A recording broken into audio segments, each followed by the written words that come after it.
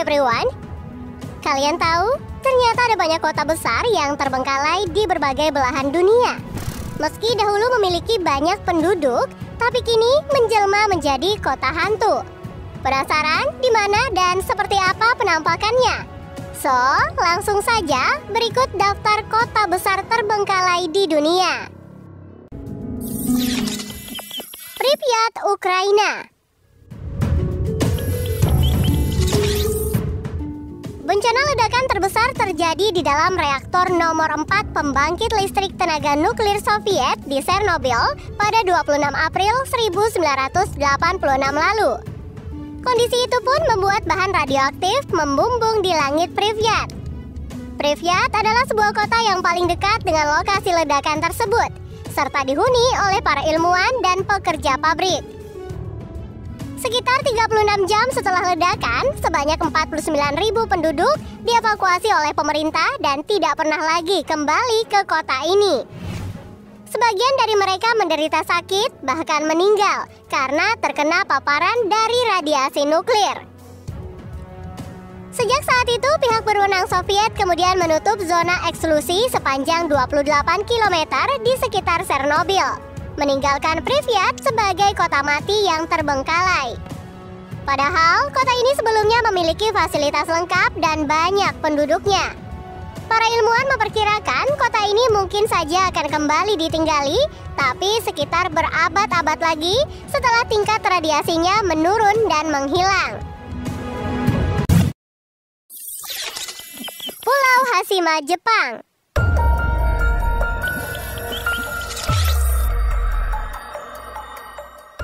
Pulau Hashima memiliki labirin kosong dari bekas reruntuhan beton, tembok laut, dan bangunan lain. Sebelum menjadi kota tak berpenghuni, tempat ini pernah menjadi salah satu lokasi dengan penduduk terpadat di dunia. Pulau kecil di lepas pantai Nagasaki ini pertama kali dihuni pada tahun 1887 sebagai hunian bagi para pekerja tambang batu bara. Kemudian pulau ini juga sempat dibeli oleh Mitsubishi yang membangun beberapa gedung beton bertulang bertingkat pertama di dunia untuk menampung populasinya yang terus bertambah. Pada tahun 1950-an, area seluas 16 hektar ini dipenuhi oleh lebih dari 5.200 penduduk. Sebagian besar pekerja menganggap kondisi itu tidak lagi layak huni, dan kota itu pun perlahan ditinggalkan setelah tambang tutup pada tahun 1974. Setelah sekitar 40 tahun ditinggalkan, bangunannya juga menjadi usang karena dimakan usia. Banyak dari gedung bertingkatnya yang masih dipenuhi dengan televisi tua dan peninggalan lainnya dari pertengahan abad ke-20.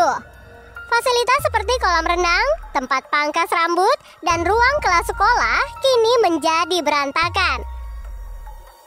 Pulau ini secara resmi dibuka untuk turis pada tahun 2009 dan sejak itu menjadi inspirasi tempat persembunyian penjahat dalam film James Bond 2012 Skyfall.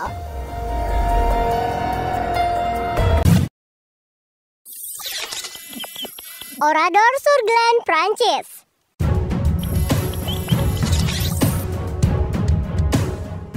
Desa Oradour-sur-Glane pada Juni 1944 pernah menjadi tempat pembantaian warga sipil Prancis selama Perang Dunia Kedua. Atas dasar balas dendam terhadap dukungan kota tersebut pada perlawanan Prancis, detasemen Waffen-SS Nazi kemudian mengumpulkan dan membunuh sekitar 642 orang penduduknya. Kemudian sebagian rumah dibakar hingga rata dengan tanah.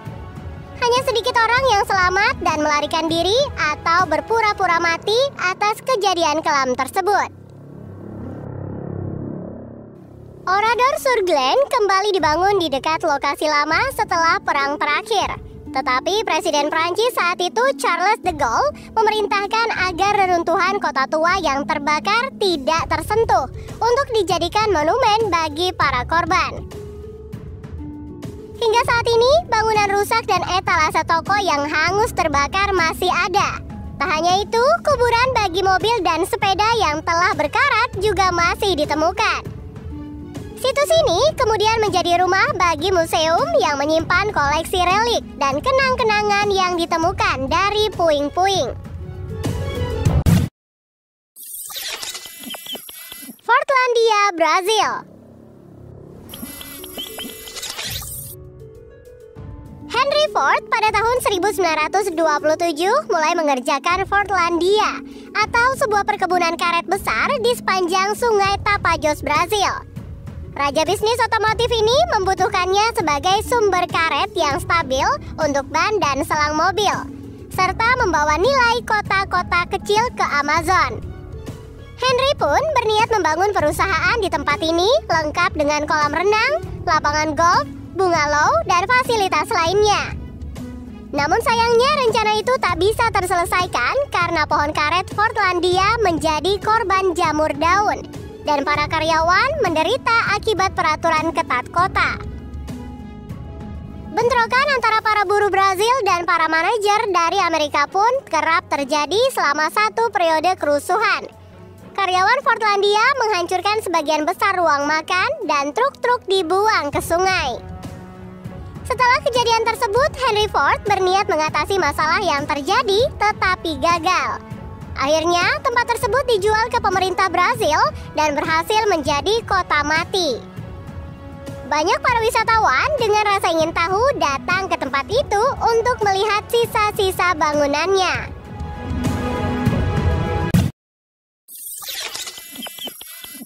Plymouth Montserrat. Pada tahun 1995 dan tahun 1997, gunung berapi Soufriere Hills yang pernah tertidur meletus dan menutupi kota Plymouth beserta dengan daerah sekitarnya dalam 1,5 meter abu panas. Seperti kota kuno Pompei, sebagian besar bangunan, jalan, dan mobil di Plymouth secara permanen terkunci dalam aliran pirosklastik sekeras beton. Untungnya, sebagian besar warga dievakuasi dengan aman ke bagian utara pulau tersebut. Tetapi ekonomi turisnya benar-benar menjadi abu dan tanpa harapan kebangkitan dalam waktu dekat mengingat keadaan tanah terpencil yang ditinggalkan. Kennecott, Amerika Serikat. Kennecott adalah kota pertambangan mandiri di Alaska yang memiliki rumah sakit, arena skating, lapangan tenis, dan perusahaan susu. Pada masa jayanya sekitar 1911 hingga 1938, tembaga di tambang Kennecott memiliki nilai hampir 200 juta dolar Amerika. Namun sekarang bangunan kota tambang tembaga ini sudah terbengkalai, ditinggalkan selama puluhan tahun. Meski begitu, bangunan terbengkalai dari kota tambang ini masih memiliki pesona hingga National Park Service mengakuisisi banyak bangunannya dari tanah Kennecott pada tahun 1998. Komplek bangunan bekas kota tambang ini menjadi pusat destinasi Memorial Day di Hari Buruh. Beberapa ruang bangunan yang terbengkalai yang mempesona ini pun disewakan untuk acara tertentu. Body, Amerika Serikat.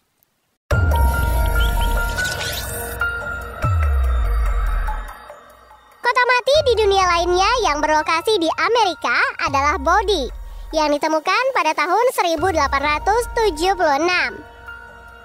Tempat ini menjadi ramai setelah para penambang menemukan adanya emas dan perak di lereng bukitnya. Penambang yang gila emas berbondong-bondong datang untuk mencari emas dan perak di lereng bukit. Bahkan populasinya melonjak hingga pada akhirnya mencapai 10.000 orang. Kota ini pun bangkrut pada tahun 1880-an dan serangan musim dingin yang ekstrim membuat orang-orang memilih mencari tempat yang lebih menguntungkan. Populasi mereka terus menyusut sampai tahun 1940-an ketika penduduk terakhir akhirnya dikirim keluar. Dan sejak saat itu Body dikenal sebagai salah satu kota hantu yang paling terpelihara di Amerika, dengan sekitar 200 bangunan bobrok yang masih dipertahankan. Siprus. Pantai Farosa Siprus pada awal tahun 1970-an merupakan salah satu taman bermain para miliarder paling populer di Mediterania. Pinggiran kota ini menjadi ekonomi pariwisata yang berkembang. Sayangnya, semua itu berubah pada Agustus 1974 ketika Turki menginvasi Siprus dan menduduki sepertiga bagian utaranya sebagai tanggapan atas kudeta yang dipimpin oleh nasionalis Yunani. Akibatnya, sekitar 15.000 penduduk Farosa melarikan diri dari kota dalam ketakutan, meninggalkan barang-barang berharga dan mata pencaharian mereka. Sebagian besar berasumsi bahwa mereka akan kembali setelah pertempuran berhenti. Tetapi perselisihan politik yang berlangsung telah membuat Farosa ditinggalkan. Beberapa orang pemberani yang telah berkelana ke tempat ini menggambarkan Farosa sebagai kota hantu yang telah runtuh. Pepohonan telah tumbuh di lantai restoran, rumah, dan sebagian besar barang-barang bekas penghuni telah dijarah atau dihancurkan.